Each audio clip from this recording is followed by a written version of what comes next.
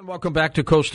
George Noory with you. He's a ufologist. He is a cryptozoologist. Nick Redfern is the author of many books on UFOs, cryptozoology, the paranormal, conspiracy theories as well. He writes regularly for magazines, Fate magazine. He has uncovered thousands of pages of previously classified Air Ministry and Royal Air Force defense files on UFOs. And here he is as we talk about a lot of things, including his book, The Monster Book. Nick, always a pleasure having you on the show. Hey, George. Well, thanks for having me on again. Looking forward to this. How have you been? You got through the holidays okay? Oh, yeah. I enjoy Christmas. Yeah, had a good time. It actually still feels wintry here right now in Dallas, where it's down to 20 degrees tonight. So. I've got about 19 in St. Louis where I am right now before I head back to L.A. in about a week. So it's a cold time these days. Yeah. Hey, tell us a little bit about the Monster Book as we get into this. I love stories of monsters. Well, sure, yeah. It's basically an A to Z style book with 200 entries on so-called cryptids. Cryptids are unknown animals or unacknowledged animals like Bigfoot and the Loch Ness Monster, the Yeti, and so on. And when I was asked to do the book by Visible Ink Press, they said to me, we want this sort of 200 entry style book. And I thought, well, I've got to include the ones that everybody knows, like, as I said, the Yeti, Bigfoot, Nessie, and so forth. But what I also tried to do was to impress upon people the fact that there are many sort of obscure and little-known cryptids all around the world, and I thought rather than go over old ground, I would present a lot of these lesser-known but still very intriguing cases as well. So that's basically the theme of the book, sort of like an encyclopedic look at unknown animals.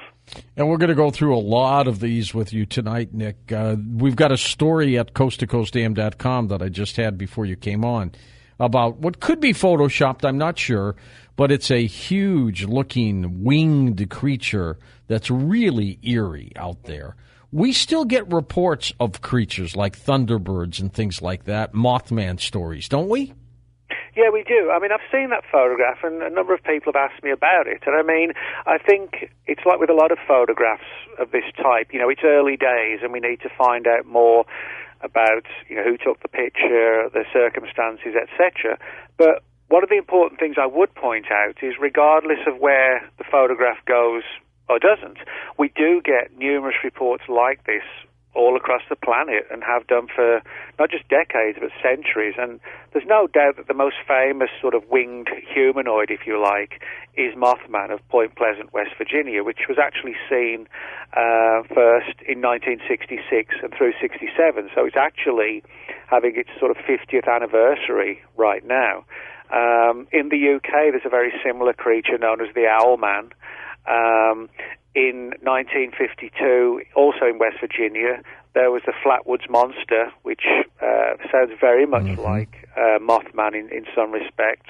The Jersey Devil, things like this. And so the so-called winged humanoids, they're actually very common within the field of cryptozoology.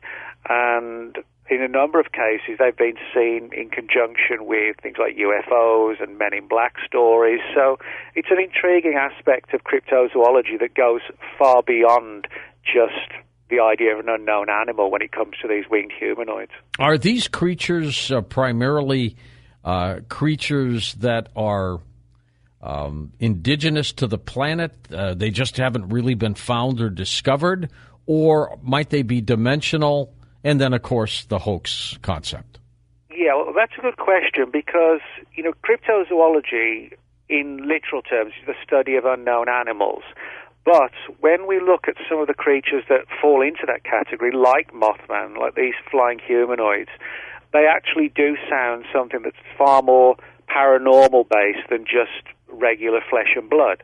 So I think it's important to stress that cryptozoology seems to contain two different types of creatures. There are the flesh and blood animals that science hasn't found, or which may be creatures that science believes has become extinct, but actually haven't become extinct. But then there are these weirder ones which are far more difficult to define, like Mothman particularly, where they seem to flit in and out of our reality, and possibly, as you say, sort of a dimensional situation. I think there's a great deal to this idea that many of the anomalies on our planet may not be coming from point A way out there to point B, so to speak, but they may sort of coexist with us and have the ability to flit in and out of our reality. That might explain the here 1 minute, gone the next minute aspect that many of these creatures seem to display. Let's talk a little bit more about Mothman, Nick, since we brought him up. Sure. Of course, the story that John Keel wrote many, many years ago about Mothman. But was the creature discovered even before that? Well, the story of Mothman, actually, in terms of the creature itself, Mothman, goes back to 1966. But as I said, there are numerous reports that, with hindsight, sound like Mothman, but they just weren't given that name, but that were seen years before. Now, the Mothman sightings began in late 1966 in and around the town of Point Pleasant, West Virginia. And although the name sounds sort of very comic book-like, the reality is that the entity itself was far more sinister-like in appearance. It was sort of very shadowy and had these glowing, self-illuminating red eyes. And some people described it as a winged humanoid, others as something like more of a large bird-like animal. But the important thing is that people were clearly seeing something in and around Point Pleasant. Now, what's particularly intriguing is that when the Mothman sightings were at their height, which was late 66 through late 67, people who were seeing the Mothman were getting visitations from the Men in Black, warning them not to talk about their experiences. Wow. There are other cases where people had like poltergeist activity in their home, and all sorts of weird things were going on. But at the heart of it all was Mothman. And the encounters with Mothman all came to a finale, if you like, in December 67, when the town's Silver Bridge, as it was called, collapsed into the Ohio River, killing dozens of people who were trapped in their cars when the cars just plunged off the bridge when it collapsed, and they drowned, unfortunately, in the river. And there are two theories when it comes to a potential connection to Mothman. Some researchers believe that Mothman caused the tragedy of the bridge collapse. Other researchers believe that Mothman is sort of like a warning entity that surfaces when disasters are about to happen, and in its own unique, strange way, it tries to warn people of looming disaster. So it's very sort of ominous type of entity, regardless of what its motivations are.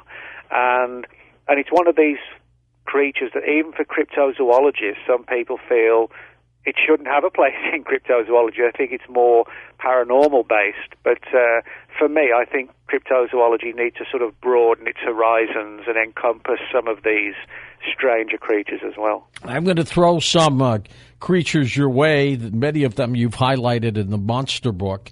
Let's, of course, talk with the well-known Bigfoot stories. And do you do work and do you investigate these cases sometimes, Nick?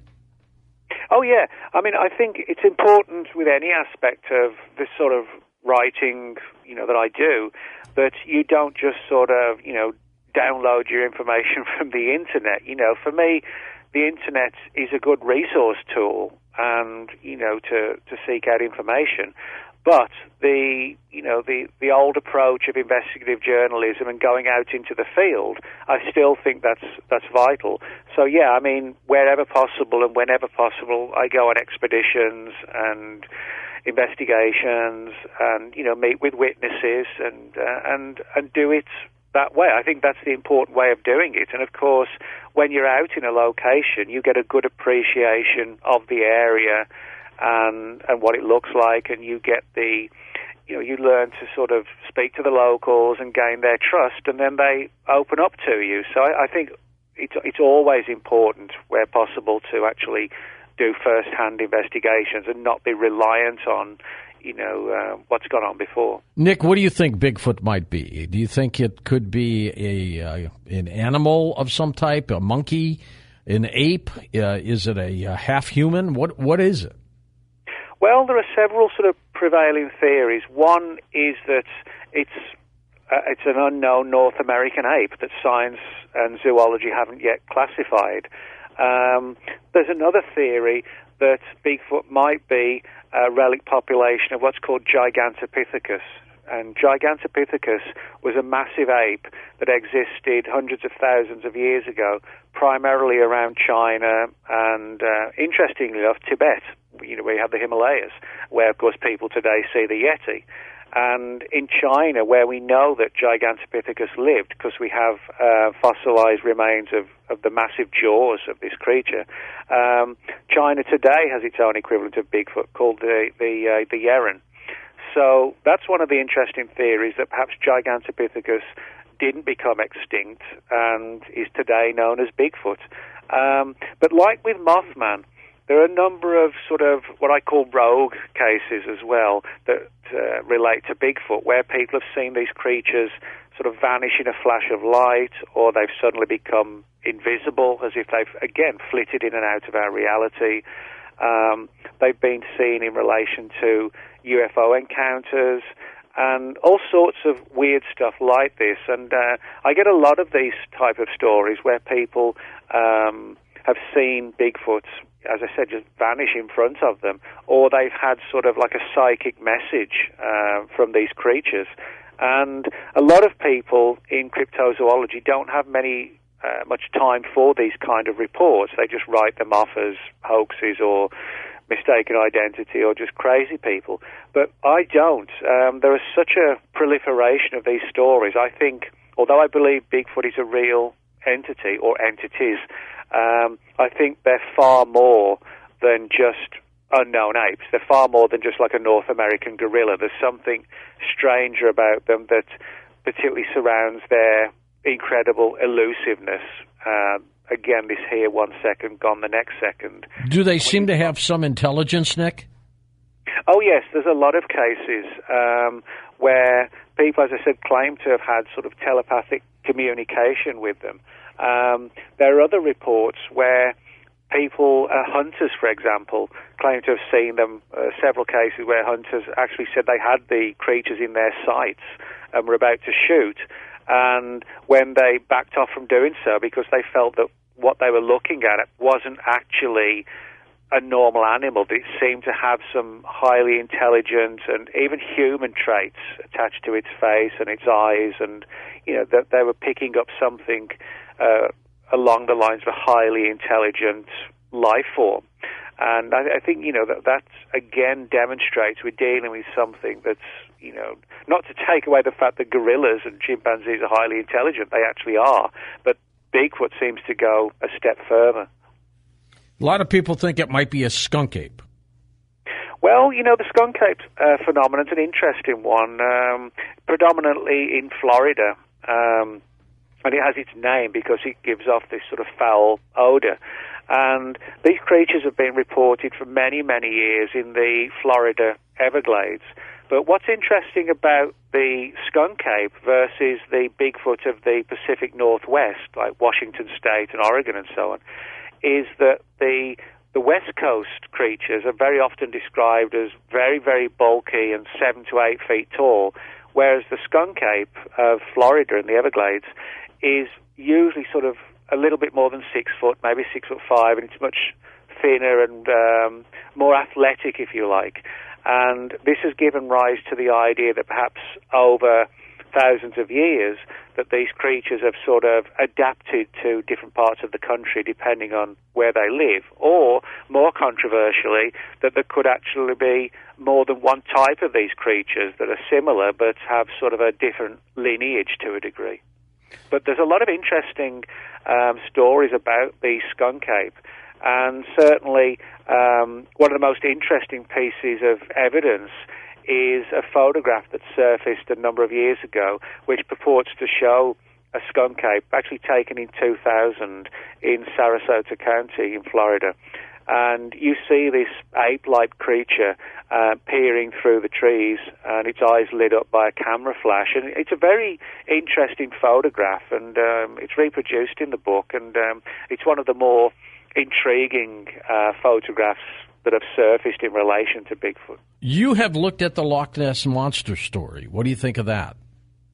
Well, again, another interesting one. I mean, this whole Loch Ness story was the thing that really got me interested in cryptozoology. When I was about 6, my parents took me on a week's vacation to Scotland, and we spent a day at Loch Ness, and my Dad told me the story of the Loch Ness Monster, and that's what got me interested. Now, I've been to Loch Ness on many occasions. Very large body of water, sort of 22 miles long, a mile wide, and about 700 feet deep.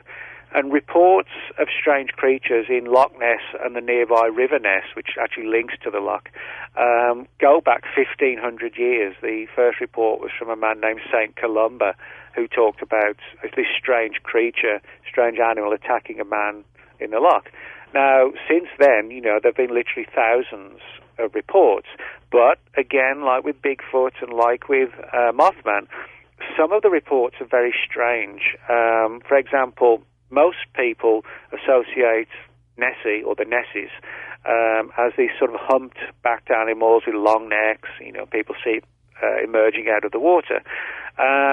But there are other reports where people have described them as frog-like, as having tusks. A number of people have described them like crocodiles. And if you look at all the reports, it's almost as if Nessie is some sort of shapeshifter, like a supernatural shapeshifter. And interestingly enough, a lot of the Scottish lochs have legends of what were known as kelpies centuries ago, and these were shape-shifting animals that were sort of part physical but also part supernatural.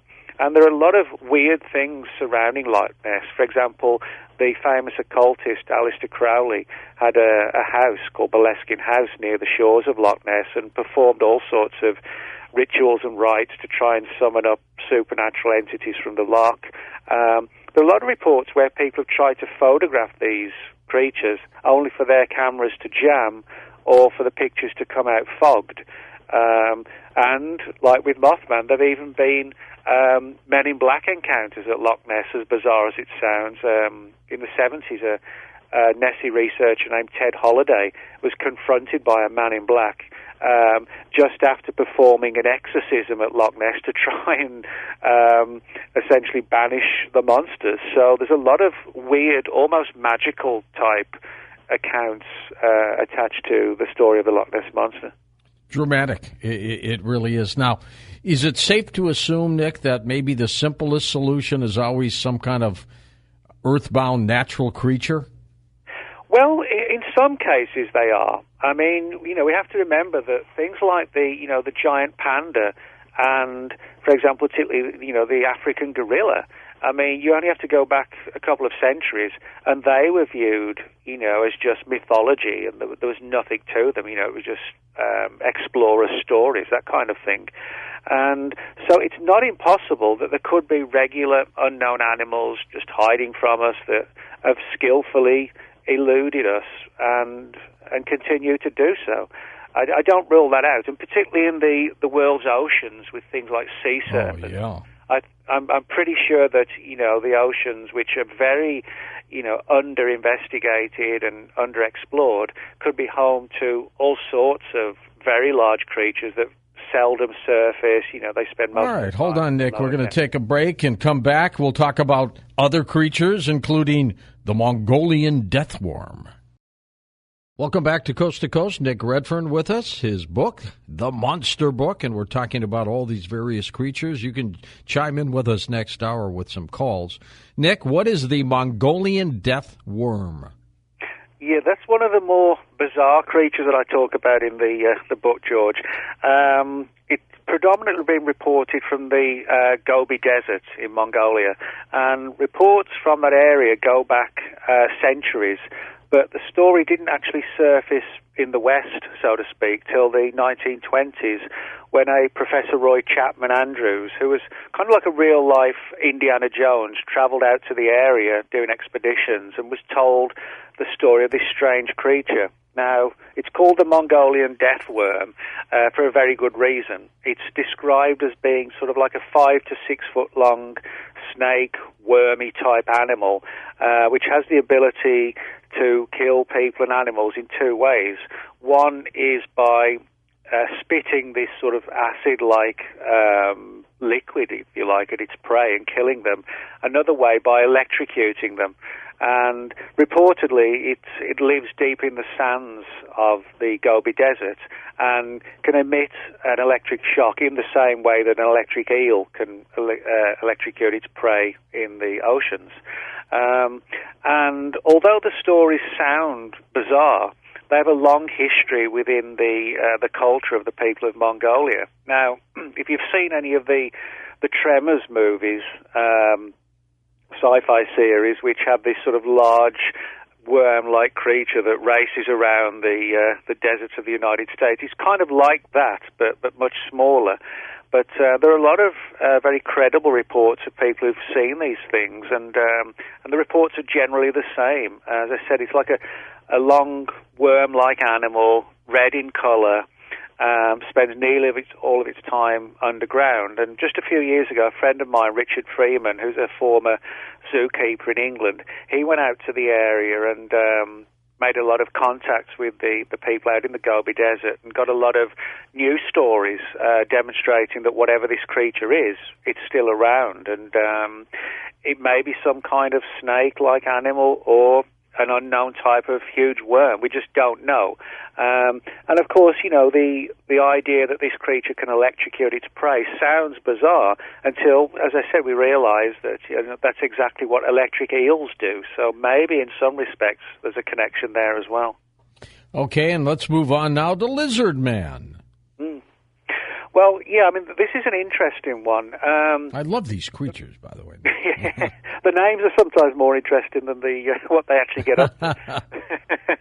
But, yeah, the Lizard Man, there have been reports, not just for centuries, but thousands of years, of so-called reptilian or lizard-type humanoids.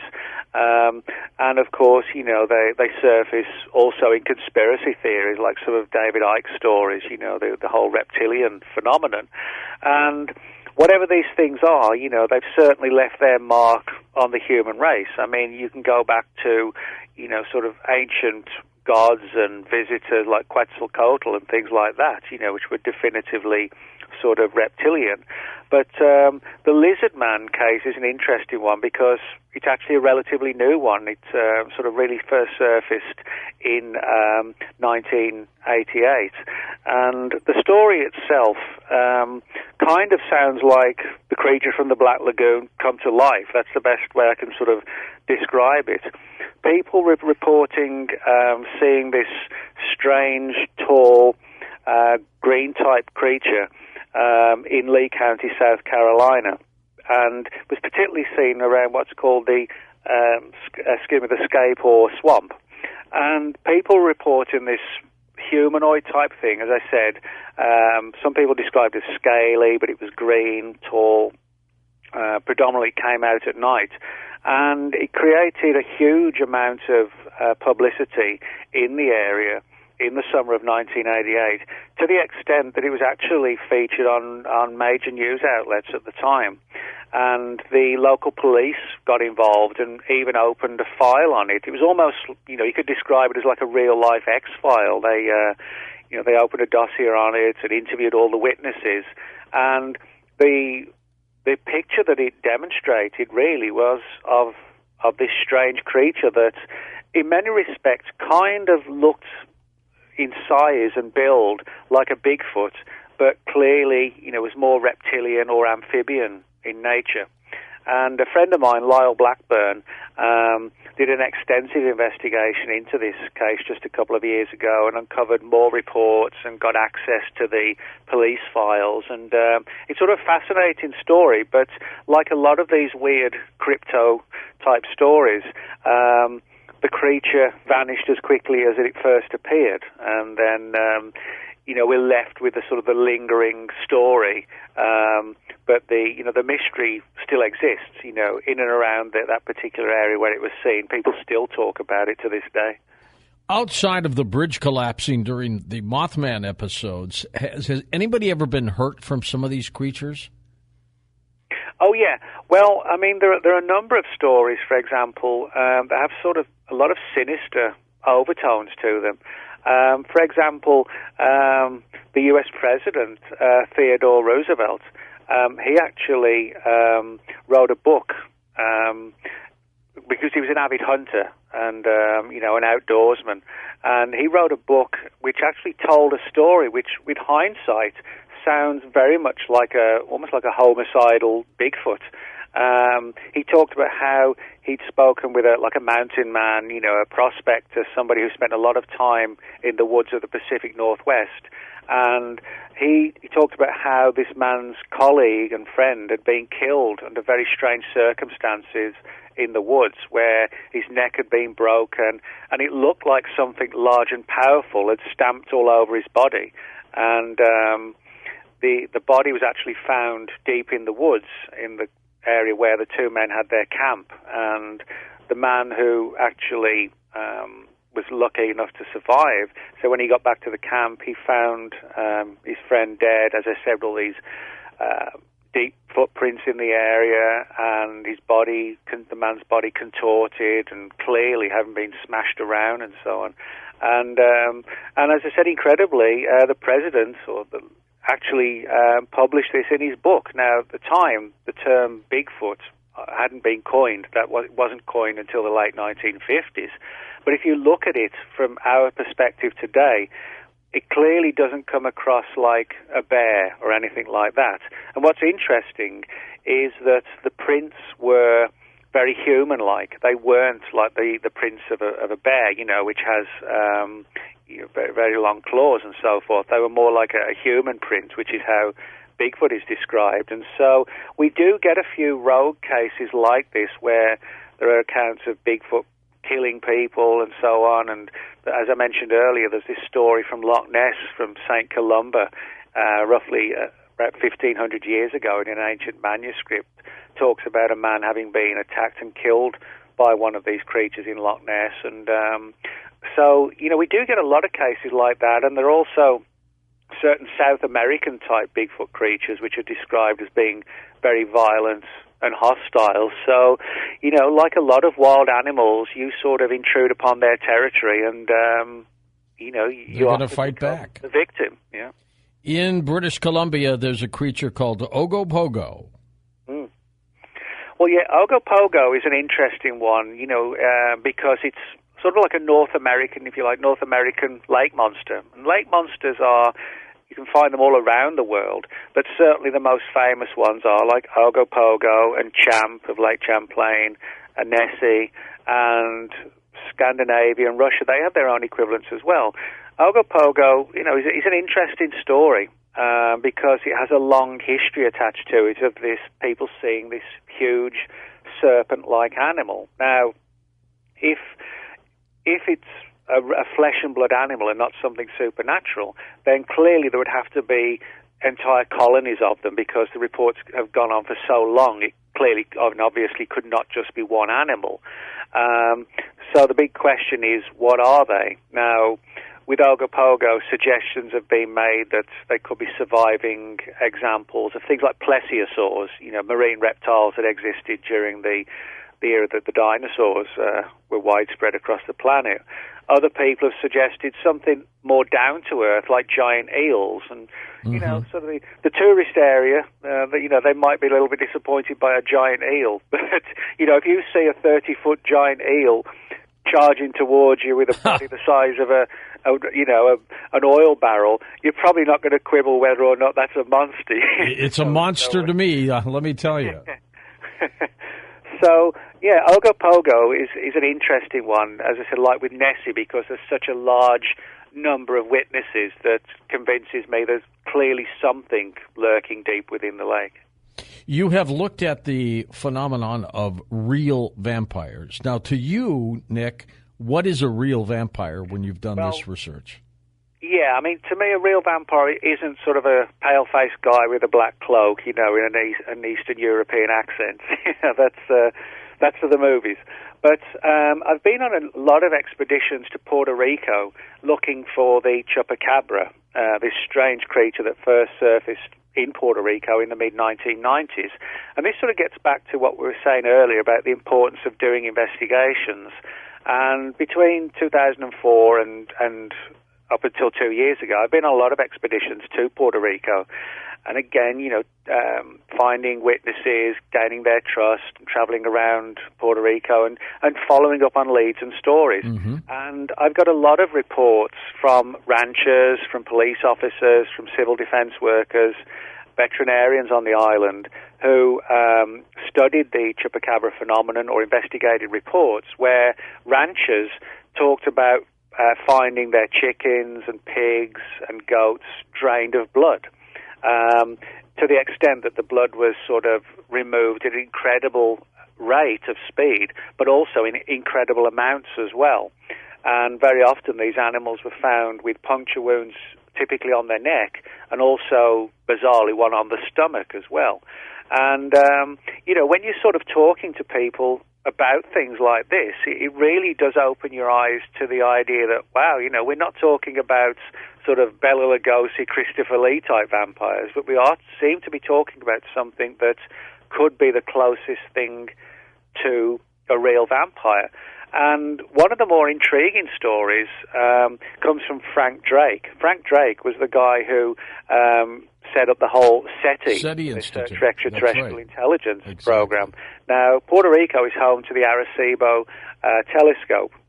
Frank Drake actually went on record as stating that in the 1960s there was a report where one of the security guards at the telescope had seen this strange figure roaming around the telescope perimeter, and it was described as sort of like a dark, cloaked type humanoid. But then within a day or so, a cow was reportedly found in the area where this creature was seen and completely drained of blood.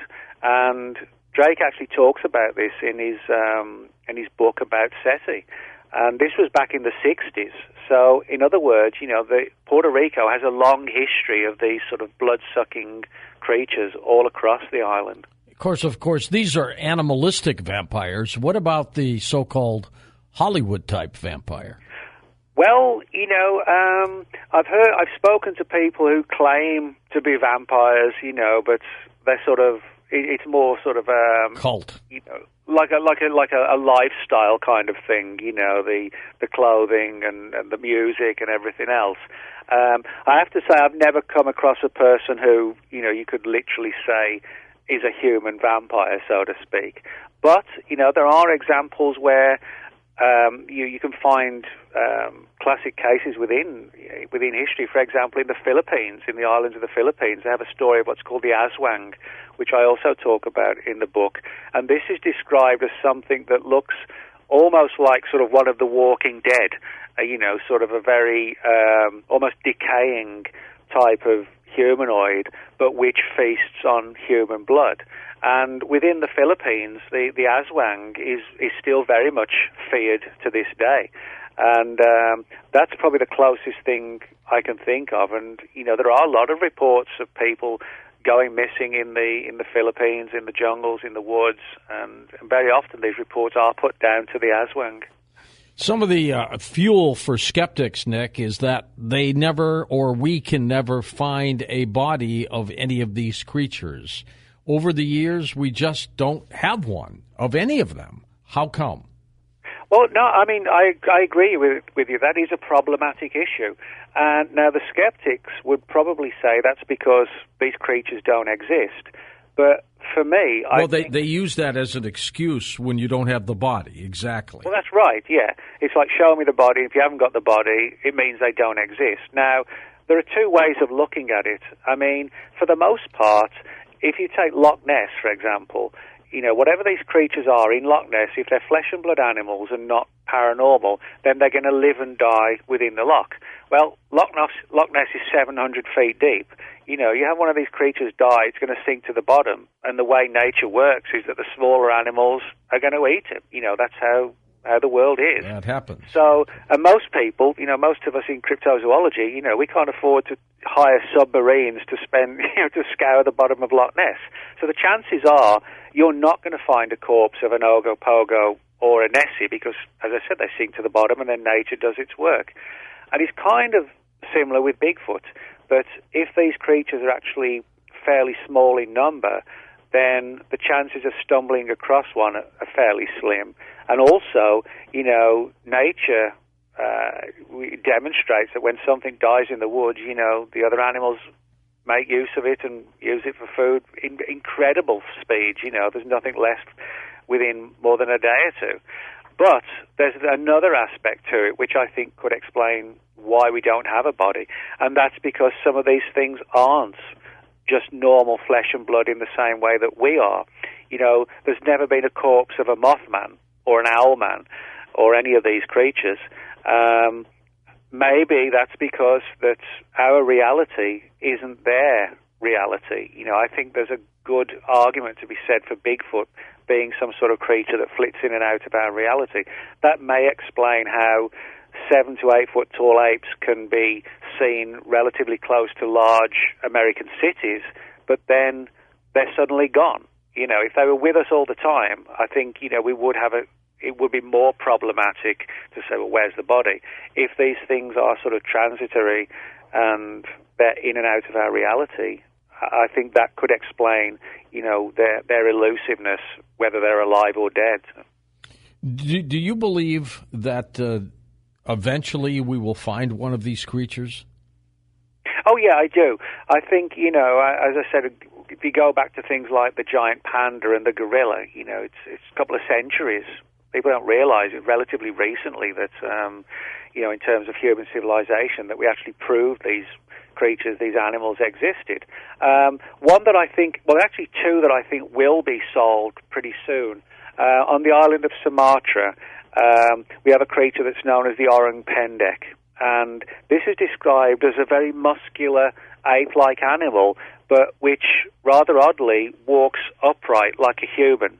And so, that would look very strange to see something like a gorilla walking perfectly upright. That's what people describe. And it's said to have a head of long, flowing hair and looks eerily human in many respects. And so this has given rise to the idea, is it some sort of unknown ape, or is it some sort of primitive human? And this also ties in with the story that surfaced about a decade or so ago of the so-called Hobbit.